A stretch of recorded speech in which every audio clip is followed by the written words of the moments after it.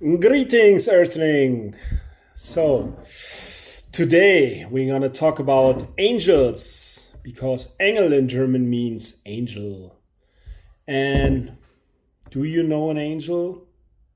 I don't know any angels beside this one. Actually, there is a story in Germany about an angel, and this is what this beer plays onto. So the Aloysius, which is the name of the beer, is in Bavaria a pretty famous figure because he's basically the most famous angel of Munich. Actually, he works as a servant at the main train station in Munich. His number is 172, which he has on his little cap there. Oh, he doesn't have that on. So, however, that's his number. And so he dies one day at work and goes to heaven. And he's having a pretty rough time because he's a guy who likes after work to go to the brewery and have a beer or two. And he finds out there ain't no beer in heaven. So there's a little dispute about, like once person passing the pearly gates, he finds out no beer at all. So there's trouble inbound. And it turns out he's not made for heaven at all. As I said, no angels. And he's allowed back on earth, but he gets a special assignment from God. So he's supposed to bring the divine advice to the Bavarian state government. But Aloysius' first way is naturally not the state government, but, you guessed it already, the Munich Hofbräuhaus. So he sits in the corner and has a beer or two or three maybe, and suddenly forgot all about this job.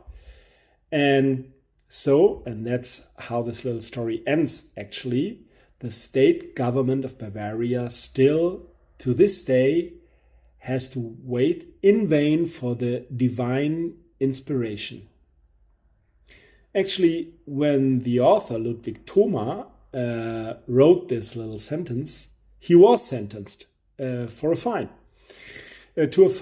of certain sum of money because blasphemy, criticism of the state government of Bavaria is taken very, very seriously in Bavaria.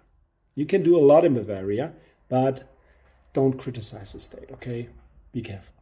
So actually, the title of this work is A Munich in Heaven, and it's one of the most frequently recited works in Bavarian folk literature. So in Bavaria, everybody knows Aloysius.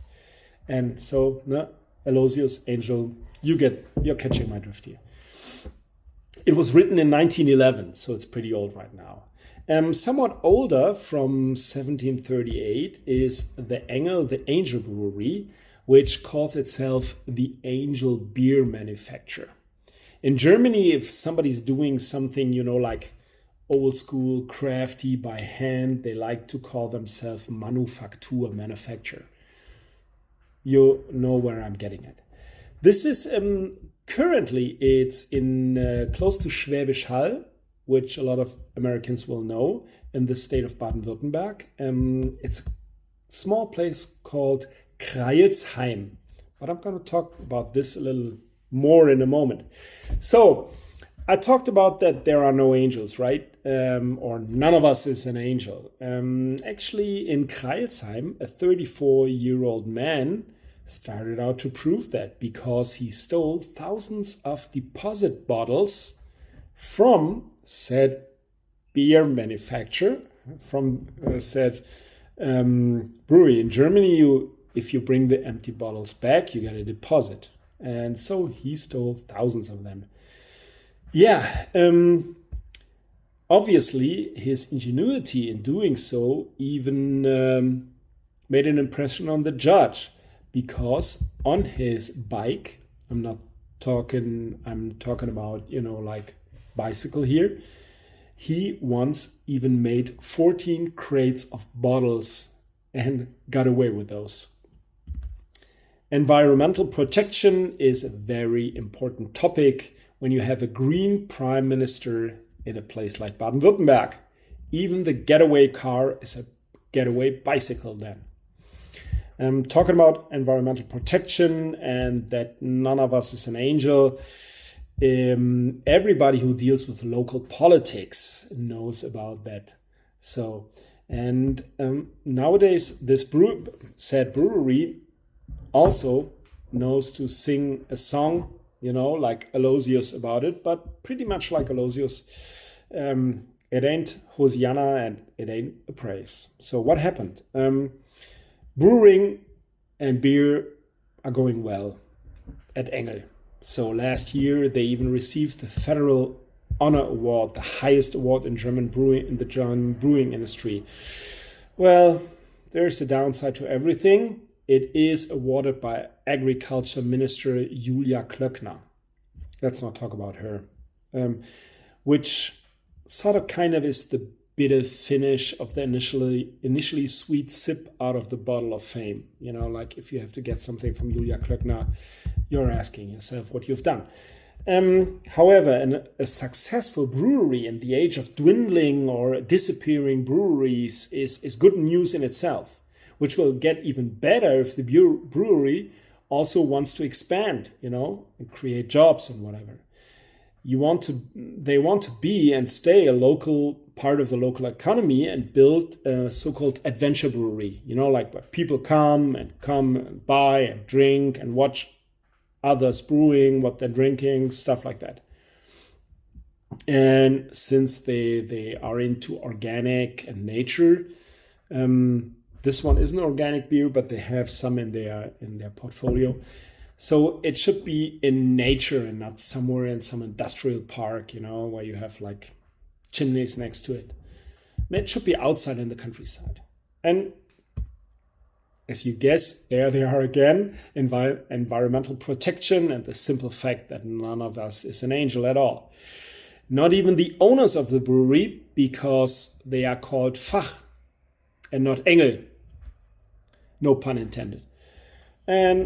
But those owners have a very specific idea for the new brewery and also for the new location they want to develop.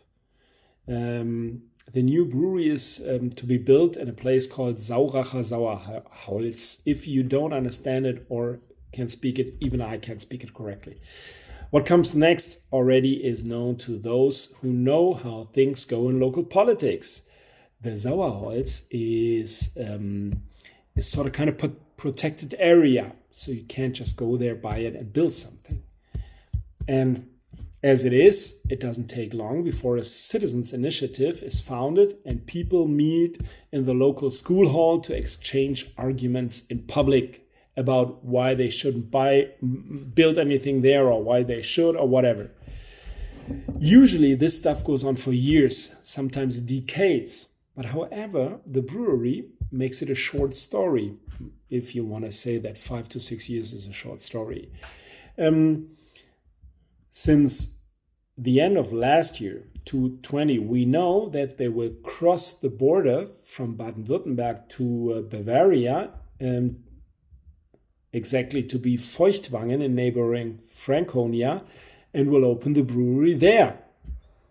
Short way, short deal, obviously. And in Crailsheim, the place where they are right now, meanwhile, the search for the guilty party begins. Party in a double sense of the word, because the Free Democrats coincidentally claim to have identified the Green Party as the culprit in the story why a lot of jobs and 23 million investment money will go somewhere else.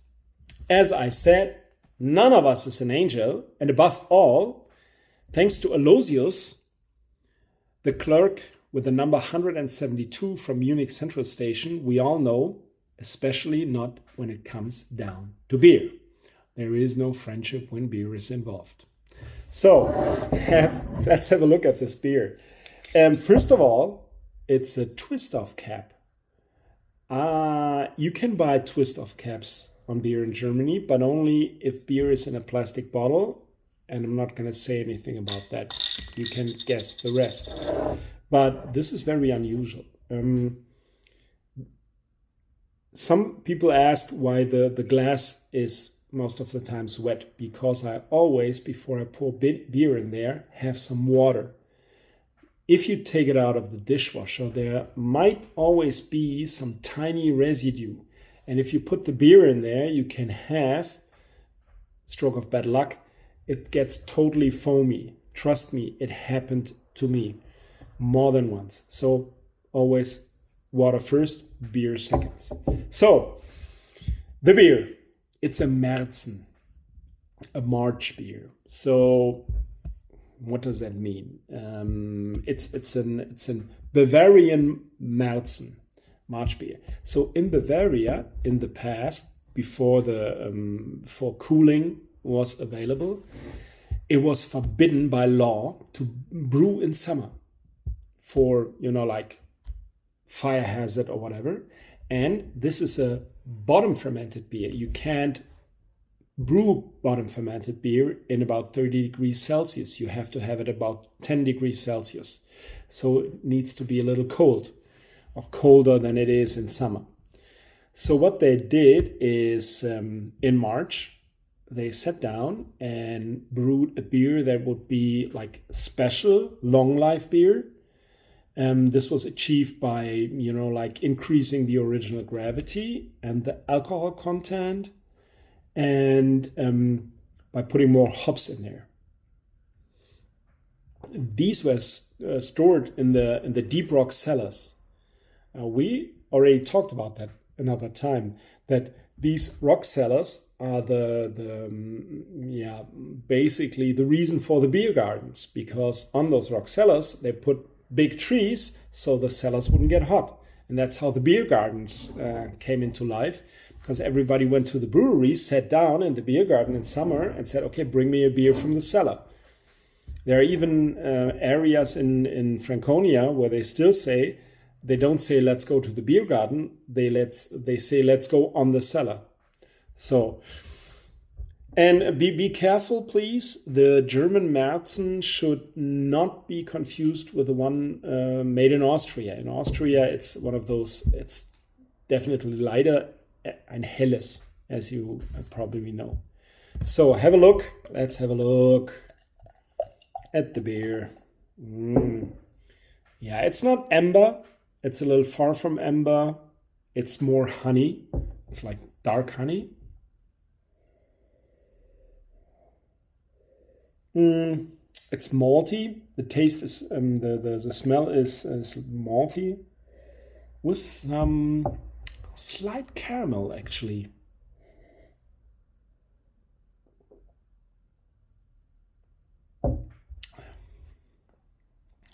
It starts malty and a little roasted, and when there's a roasted, there's always gonna be some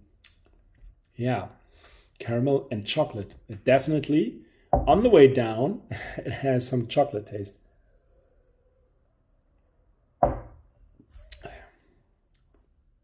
I'm damn glad to see that COVID didn't totally destroy my taste buds here.